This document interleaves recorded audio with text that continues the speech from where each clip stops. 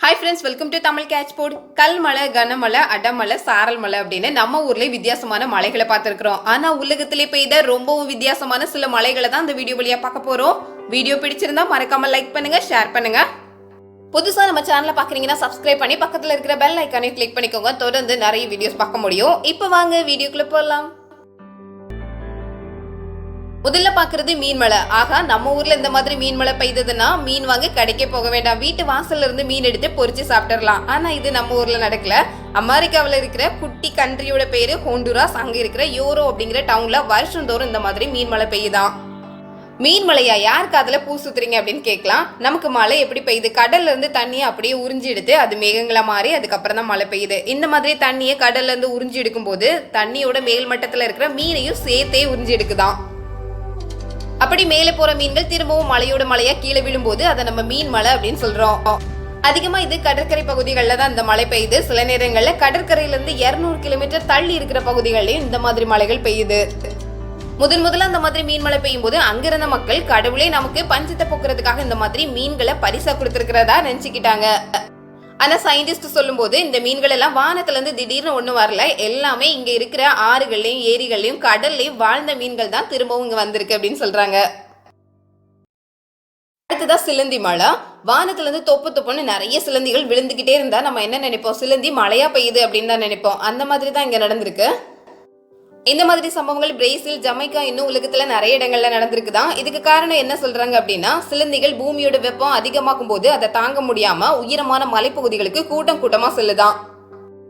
இனப்பெருக்க நேரங்களிலே மலைகளுக்கு போகுமா. புயல், மழை அப்படின்னு வெதர் சேஞ்ச் ஆகும் போது இது மலைகளை தான் தேடி ஓடுதான். மலைகள்ல போய் நல்லா பறந்து விரிஞ்சு நிறைய தூரத்துக்கு வலை பின்னி வச்சிருக்கோம். அதிகமான காற்று அடிக்கும் போது அந்த வலை அதை தாங்க முடியாம கீழே விழுது. விழும்போது நமக்கு அந்த வலை கண்ணுக்கு தெரியாது, சிலந்திகள் அங்கங்க இருக்கிறது மட்டும் தான் தெரியும்.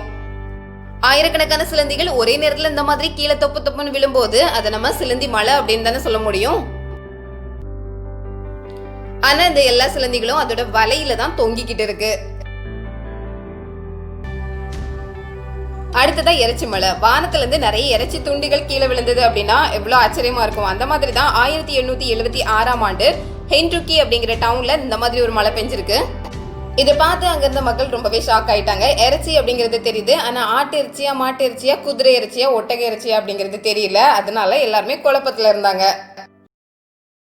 சயின்டிஸ்ட் சொன்னது இது எந்த விதமான இறைச்சியும் கிடையாது, வானத்துல படர்ந்த பூஞ்சை பாக்டீரியாஸ் தான் இது மலையோட மலையா கீழே விழுந்திருக்கு அப்படின்னு சொல்லியிருக்காங்க. அதுதான் 5 சென்டிமீட்டர் 10 சென்டிமீட்டர் அப்படின்னு விதவிதமான சைஸ்ல பாக்குறதுக்கு அப்படியே இறைச்சி துண்டு மாதிரி கீழே விழுந்திருக்கு. இது சாப்பிடக்கூடிய இறைச்சி கிடையாது, சாப்பிட முடியாது அப்படின்னு சொன்னதுனால கொஞ்சம் ஏமாந்தாலும் நம்மளுடைய காலத்துல இப்படி ஒரு வித்தியாசமான மலையை பார்த்தோம் அப்படிங்கிற சந்தோஷம் அங்க இருந்த எல்லாத்துக்கும் இருந்திருக்கு. அடுத்ததா பிளட் ரெயின். மழை வந்ததும் நம்ம உடனடியா ஓடி போய் காயப்பட்ட துணிகள் எல்லாம் எடுப்போம். அந்த நேரத்துல மழையெல்லாம் ரத்தமா வருது அப்படின்னா எவ்வளவு ஷாக் ஆகும். அப்படிதான் 2001ஆம் ஆண்டு நம்முடைய பக்கத்து ஸ்டேட்டான கேரளாவில் மழை பெஞ்சிருக்கு. எல்லாரும் ரத்த மழை அப்படின்னு தான் நினைச்சாங்க. அதுக்கப்புறம் தான் பார்க்கும்போது அது ஒரு சிவப்பு மழை. மழை தண்ணி சிவப்பா இருந்திருக்கு. இந்த தண்ணியை உடனடியா எடுத்து லேபுக்கு அனுப்பியிருக்காங்க. சயின்டிஸ்ட் சொன்னது வானத்துல இருக்கிற மைக்ரோ ஆர்கானிசம் மழையோடு சேர்ந்து வர்றதுனாலதான் இந்த மழை தண்ணி சிவப்பு வண்ணத்துல இருக்கிறதா.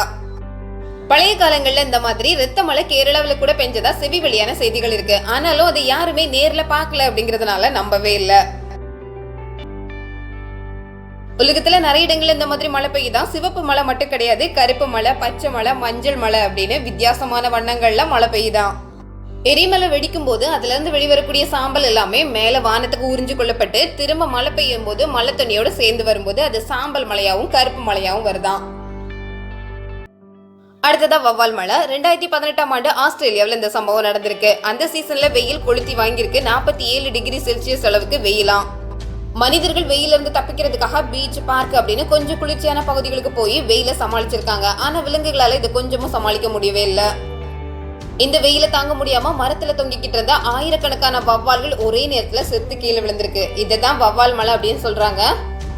47 டிகிரி செல்சியஸ் அளவுக்கு வெப்பம். இது தாங்காம தான் அவ்வளவு வவ்வால்களும் விழுந்திருக்கு. மக்களும் இதை பார்த்த உடனே ரொம்பவே ஷாக் ஆயிட்டாங்க. அடுத்ததா ஈக்வானா ரெயின். இது அமெரிக்கா புளோரிடாவில் நடந்த சம்பவம். ரொம்ப கடுமையான குளிர், தாங்க முடியாத இந்த குளிர்ல மரத்துல இருந்து எல்லா ஈக்வானாஸும் தொப்புன்னு கீழே விழ ஆரம்பிச்சிருக்கு. அந்த சிட்டில எந்த இடத்துல பார்த்தாலும் ஈக்வானாக்கள் தான். ஆனா எல்லாமே உயிரோடு தான் இருக்கு, மயங்கி உறைஞ்சு போயிருக்குது. ஒரே நேரத்துல இவ்ளோ ஈகுவானாக்கள் தரையில கிடக்கிறத பார்த்து ஈகுவானா மழை தான் பெஞ்சிருக்கு அப்படின்னு பேச ஆரம்பிச்சிட்டாங்க. அதுல சில பேர் இந்த ஈகுவானாக்களை எடுத்து வெப்பம் இருக்கிற பகுதிகளில் கொண்டு போகும்போது அந்த வெப்பத்தோட சூடு பட்டு இது கொஞ்சம் கொஞ்சமா சுறுசுறுப்பாக ஆரம்பிச்சிருக்கு. வெயில் பட்டதும் ஓட ஆரம்பிச்சது தான் தெரிஞ்சிருக்கு இது குளிர்னாலதான் அந்த மாதிரி ஆயிருக்கு அப்படின்னு. அதிகப்படியான குளிர் அதிகப்படியான வெயில் எல்லாம் மனிதர்களுக்கு மட்டும் இல்ல எல்லா விலங்குகளுக்கும் பாதிப்பை ஏற்படுத்த தான் செய்யுது. ஓகே ஃப்ரெண்ட்ஸ், இந்த வீடியோ வழியா வித்தியாசமா பெய்த சில மலைகளை தான் பார்த்தோம். வீடியோ பிடிச்சிருந்தா மறக்காம லைக் பண்ணுங்க, ஷேர் பண்ணுங்க. புதுசா சேனலை பாக்குறீங்கன்னா சப்ஸ்கிரைப் பண்ணி பக்கத்துல இருக்கிற பெல் ஐக்கானையும் கிளிக் பண்ணிக்கோங்க. தொடர்ந்து நிறைய வீடியோஸ் பார்க்கலாம்.